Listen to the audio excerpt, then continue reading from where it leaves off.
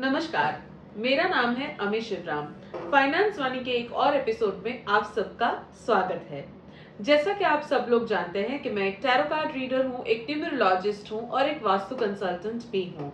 और आज हम बात करने वाले हैं फाइनेंस वाणी में अगले हफ्ते स्टॉक मार्केट किस तरह से परफॉर्म करेगा। अगले हफ्ते यानी 17 अक्टूबर वाले वीक में स्टॉक मार्केट की पोजीशन, परफॉर्मेंस एंड कॉन्सिक्वेंसेस क्या होंगे, उसके बारे में टैरो कार्ड्स और न्यूमरोलॉजी के जरिए आज मैं आपको थोड़ी सी गाइडेंस दूंगी। एपिसोड शुरू होने से पहले मैं आप सबको बता दूं कि किसी भी साइंस के लिए स्टॉक मार्केट की 100% एक्यूरेट प्रेडिक्शंस करना थोड़ा मुश्किल है। हालांकि हर हफ्ते हम टैरो कार्ड्स और न्यूमरोलॉजी के जरिए थोड़ी सी गाइडेंस पाने की कोशिश करते हैं कि अगले हफ्ते स्टॉक मार्केट की मूवमेंट किस तरह से होंगी। आप इस गाइडेंस को अपने टेक्निकल नो हाउ, अपनी सूझबूझ और अपने फाइनेंशियल एडवाइजर्स की एडवाइस के साथ क्लब करके अगर स्टॉक मार्केट में डीलिंग्स या ट्रेडिंग्स करेंगे तो आपको फायदा जरूर होगा। तो चलिए शुरू करते हैं आज का एपिसोड। देख लेते हैं कि 17 अक्टूबर वाले वीक में सबसे पहले सेंसेक्स किस तरह से परफॉर्म करेगा। सेंसेक्स क्या हमारे चेहरे पे मुस्कान लाएगा या सेंसेक्स हमें खूब रुलाएगा, देख लेते हैं। अगले हफ्ते स्टॉक मार्केट में सेंसेक्स की जो शुरुआत है वो काफी पॉजिटिव नोट पे होने वाली है। शुरू के जो 3 दिन है मार्केट काफी पॉजिटिव नजर आ रहा है, लेकिन from the 4th day onwards यानी थर्सडे के आसपास से मार्केट थोड़ा सा गिरना शुरू हो सकता है and it can lead to a point of crash as well. तो स्टॉक मार्केट में अगले हफ्ते start off the week looks very stable, very progressive, but towards the end of the week the stocks are expected or the Sensex is expected to go down into the reds. अगले हफ्ते Sensex में traders के लिए काफी opportunities दिख रही है। आप काफी कमा पाएंगे, आपको काफी विंडोज मिलेंगे ट्रेड करने के लिए, लेकिन अगर आप एक नए ट्रेडर हो तो आप थोड़ा सा सावधानी के साथ खेलिएगा। रिवर्स सेल्स जो है या रिवर्स ट्रेड्स जो है वो थोड़ी सी गलत साबित हो सकती है। अगर आप प्रॉपर कैलकुलेशंस के साथ चलेंगे तो डेली स्पेकुलेशंस के लिए अगले हफ्ते में एक समुंदर जितनी अपॉर्चुनिटीज मिल सकती है। लॉन्ग टर्म इन्वेस्टर्स के लिए प्रॉफिट बुकिंग के थोड़े कम मौके मिलेंगे और जो बाइंग अपॉर्चुनिटीज है वो भी काफी कम नजर आ रही है।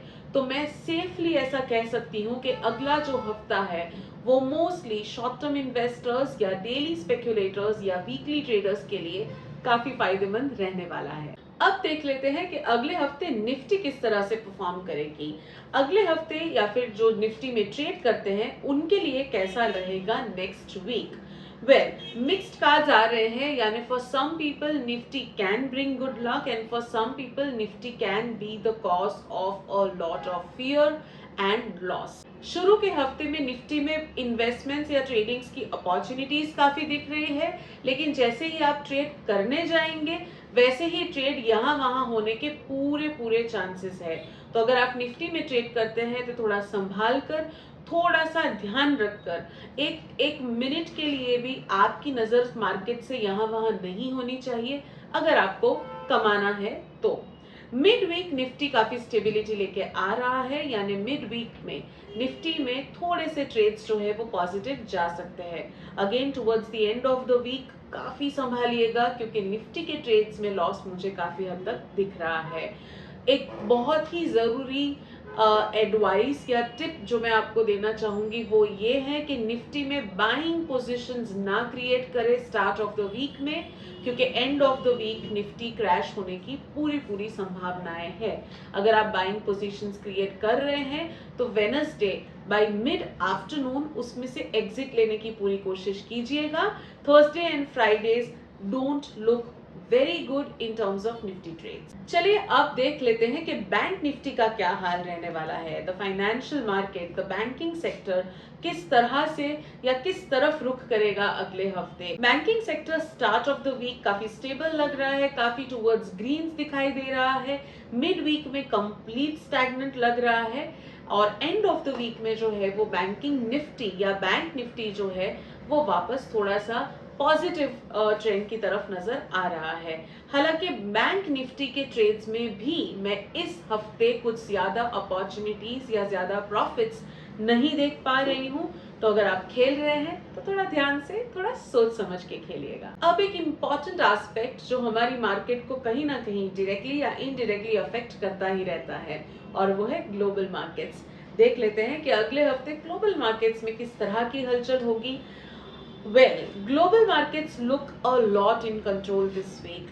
इस हफ्ते ग्लोबल मार्केट में कोई बड़ी चहल पहल नजर नहीं आ रही है। एटलीस्ट वैसी कोई चहल पहल नहीं है जो हमारे मार्केट्स को किसी भी तरह से इम्पैक्ट कर सके। ना कोई पॉजिटिव इम्पैक्ट देख रही हूँ, ना कोई नेगेटिव इम्पैक्ट देख रही हूँ। ग्लोबल मार्केट के ट्रेड्स के लिए इस हफ्ते भी मैं मना करूंगी, क्योंकि ग्लोबल मार्केट्स में काफी हद तक लॉसेस होने की संभावनाएं है। ग्लोबल मार्केट्स ओवरऑल एक मेजर ट्रांजिशन की ओर जाते हुए नजर आ रहे हैं। यानी अगले कुछ हफ्ते में हमें जो ग्लोबल मार्केट्स है उसमें से कुछ न्यूज, उसमें से कुछ चीजें ऐसी दिखने को मिल सकती है जो हमारे मार्केट्स को काफी सीरियसली इम्पैक्ट करे। मैं आशा करती हूँ कि वो इम्पैक्ट पॉजिटिव ही हो। Closer to the time of prediction में भी हम क्लियरली देख पाएंगे कि वो इम्पैक्ट कैसा रहेगा। अब अभी के लिए ग्लोबल मार्केट्स का जो ट्रेड है वो इतना ल्यूक्रेटिव नहीं लग रहा है फॉर द नेक्स्ट वीक। अब देख लेते हैं कि कौन सी इंडस्ट्रीज या वो कौन से सेक्टर्स है जो अगले हफ्ते काफी अच्छे से परफॉर्म करेंगे। Well most of the sectors look very stable in terms of markets. Most of the sectors look very stable in terms of the market except for real estate. Real estate का मुझे थोड़ा सा dicey situation लग रहा है अगले हफ्ते।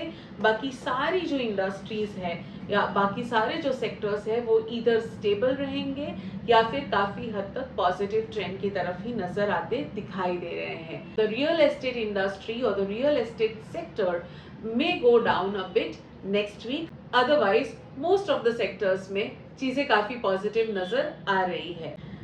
Commodity markets का क्या हाल होगा अगले हफ्ते, देख लेते हैं मेरे कार्ड्स इसके बारे में क्या कहते हैं। कमोडिटी मार्केट पिछले हफ्ते की तरह ही काफी पॉजिटिव दिखाई दे रहा है। कमोडिटी मार्केट्स में कोई भी ज्यादा उतार चढ़ाव नजर नहीं आ रहा है। No negative news at all. हालांकि एक कमोडिटी है जिसमें चीजें थोड़ी सी अप एंड डाउन हो सकती है, and those are related to the agricultural produce. उसमें थोड़े अप डाउन नजर आ रहे हैं, लेकिन वहां पे भी मैं मेजर लॉसेस नहीं देख रही हूँ। A little bit of stagnancy, a little bit of volatility, a little bit of non availability of judgement in terms of agricultural produce is foreseen. लेकिन जहां तक दूसरी कमोडिटीज की बात है, काफी पॉजिटिव्स है। काफी हद तक प्रॉफिट बुकिंग भी हो सकता है अगले हफ्ते, इसलिए कुछ कमोडिटीज बहुत ज्यादा वॉलेटाइल भी नजर आ सकती है। पर overall nothing to worry on the commodity market front. चलिए न्यूमरोलॉजिकली देख लेते हैं कि अगले हफ्ते मार्केट किस रुख की तरफ जा सकता है। 17 अक्टूबर टैरो कार्ड्स के हिसाब से काफी पॉजिटिव नजर आ रहा है, लेकिन न्यूमरोलॉजिकली अगर देखने जाए तो 17 अक्टूबर थोड़ा सा डाइसी भी हो सकता है। अगर हम इन दोनों चीजों को क्लब करें, उसका एक ही मतलब निकल सकता है कि मार्केट्स किसी भी पोजीशन में हो, शायद हमें प्रॉफिट कमाने के मौके कम मिल सकते हैं। 18th of October looks very positive in terms of the stock market. 18th of October को अगर आप किसी भी तरह के शॉर्ट टर्म इन्वेस्टमेंट्स या शॉर्ट टर्म ट्रेड्स करते हैं तो आपके लिए काफी फायदेमंद हो सकता है। 19th October again is a very good day, जहां पे मार्केट काफी पॉजिटिवली आगे बढ़ता हुआ नजर आएगा। मार्केट काफी ग्रीन्स की तरफ जाता हुआ नजर आ सकता है। 20th of October a very stable day, मतलब उस दिन आपको शायद इतना ज्यादा वॉलेटिलिटी, उतना ज्यादा ट्रेड बिजनेस ना मिले। 21st of October is a good day. However numerologically अगर मैं देखने जाऊं तो शायद उस दिन भी चीजें बहुत ज्यादा पॉजिटिव ना हो, लेकिन कुछ नेगेटिव भी नहीं होगा। तो numerologically this is how the stock market guidance is for next week. अब कौन से नंबर के लिए अगला हफ्ता काफी पॉजिटिव है? अगर आप नंबर 3 को बिलोंग करते हैं तो आपके लिए अगले हफ्ते प्रॉफिट कमाना काफी आसान हो सकता है। नंबर 3 आपकी कंप्लीट डेट ऑफ बर्थ का टोटल जब हम उसको एक सिंगल डिजिट पे लेके आते हैं वो हो जाता है आपका नंबर। तो जैसे अगर आपकी डेट ऑफ बर्थ है 1 जनवरी 2012 देन यू आर नंबर 7। तो वैसे ही कैलकुलेट करते हुए if you fall under the category of number 3 तो अगला हफ्ता आपके लिए काफी पॉजिटिव हो सकता है स्टॉक मार्केट से पैसा कमाने के लिए।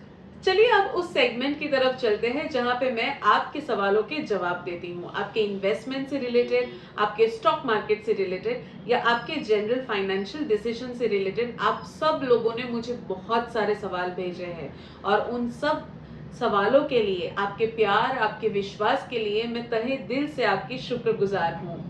आज के एपिसोड में हम भेजे हुए सवालों में से आज हम कोई 3 सवाल लेकर उसके जवाब देंगे और आपको मैं गाइड करूंगी टैरो कार्ड्स और न्यूमरोलॉजी के जरिए। अगर आपको भी मुझसे कुछ सवाल पूछने हैं अपने फाइनेंसेस या अपने स्टॉक मार्केट इन्वेस्टमेंट्स के बारे में तो प्लीज नीचे दिए गए ईमेल एड्रेस पे अपना नाम और अपनी पूरी डेट ऑफ बर्थ आपके सवाल के साथ मुझे भेज दीजिए। याद रखिएगा आपकी पूरी डेट ऑफ बर्थ भेजना ना भूलें ताकि मैं आपको न्यूमरोलॉजिकली भी गाइड कर सकूं और आप अपने फाइनेंशियल डिसीजंस और अच्छे से ले सकें। सबसे पहले जो सवाल आया है वो आया है फिरोजा जी से।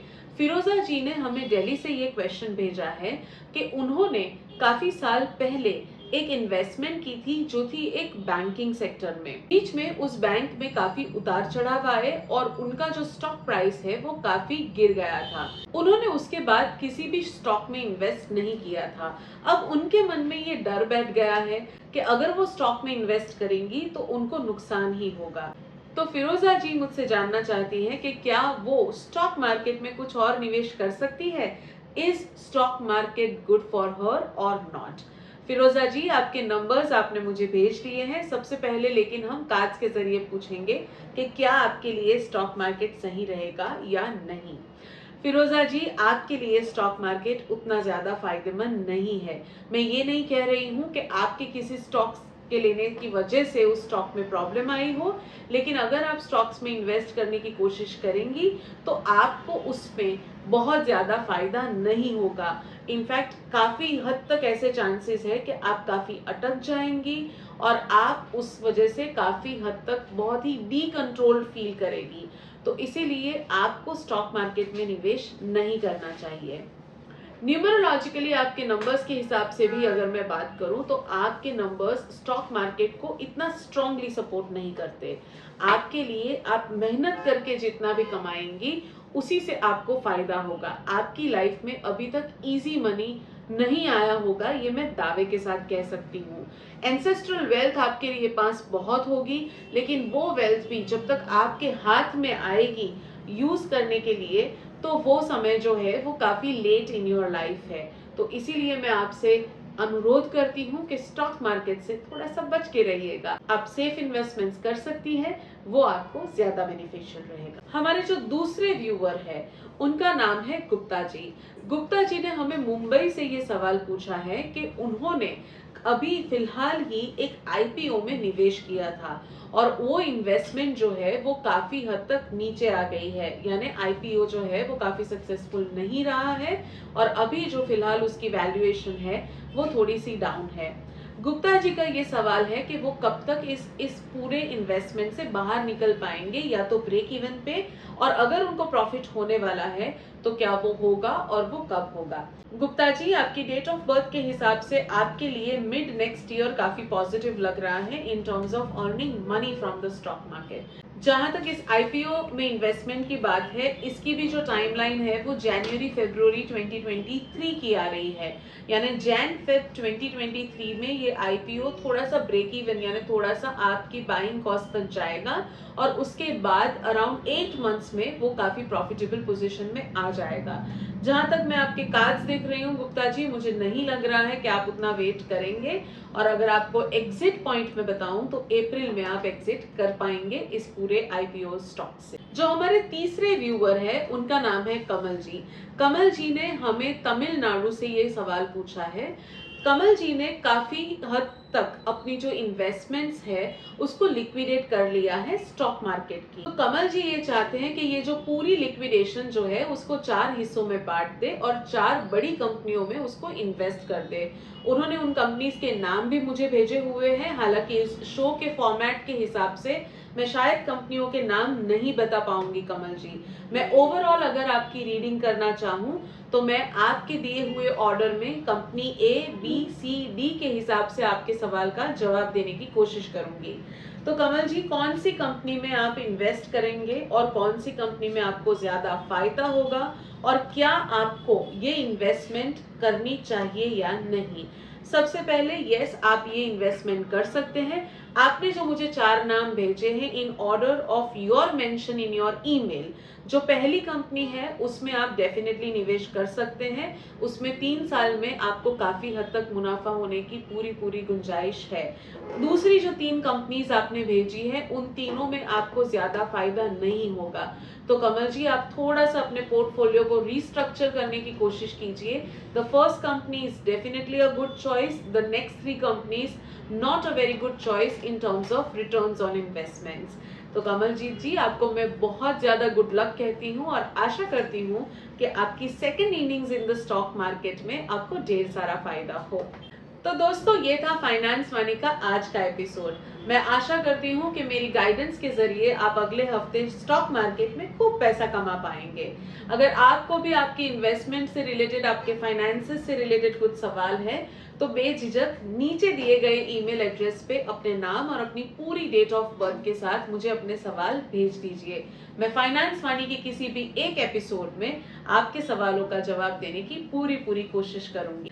See you again with another episode of Finance Money. Namaskar.